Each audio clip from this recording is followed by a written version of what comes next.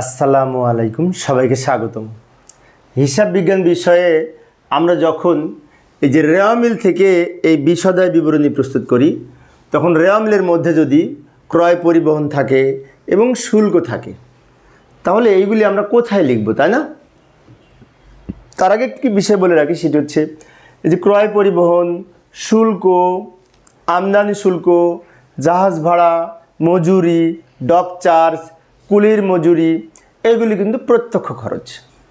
আর প্রত্যক্ষ খরচ মানে ক্রয় সংক্রান্ত খরচ। সেজন্য আমরা এখানে যখন লিখব, তখন এই যে বিশদায় বিবরণীর যে বিক্রিত পণ্যের ব্যয় লিখি, বিক্রিত পণ্যের ব্যয়ের প্রথমে কি লিখি মনে আছে? ক্রয় লিখি, ক্রয় থেকে ক্রয় ফেরত বাদ দিই, তাই না?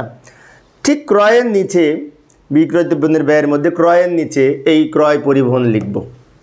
ক্রয় পরিবহন বলে যদি সমন্বয় থাকে প্রথম ঘরে লিখব, আর এই ক্রয় পরিবহনের সাথে যদি সমন্বয় না থাকে তাহলে এই 5,000 টাকা মাঝের ঘরে লিখব। আবার শুল্ক, শুল্কর সাথে সাধারণত সমন্বয় খুব কম থাকে না বললেই চলে, সেজন্য শুল্কও আমরা মাঝের ঘরে লিখব। অর্থাৎ ক্রয় পরিবহন, শুল্ক, আমদানি শুল্ক, তারপরে হচ্ছে যে মজুরি, মজুরির সাথে অনেক সময় সমন্বয় থাকে, এই আইটেমগুলি বিক্রিত পণ্যের ব্যয়ের মধ্যে বসবে। আর সমন্বয় না থাকলে মাঝের ঘরে বসে এই ক্রয়ের সাথে সবগুলি যোগ করে নিচে বসে সেখান থেকে সমাপনী মজুত পণ্য বিয়োগ হবে। এগুলো তো আমরা জানি, তাই না?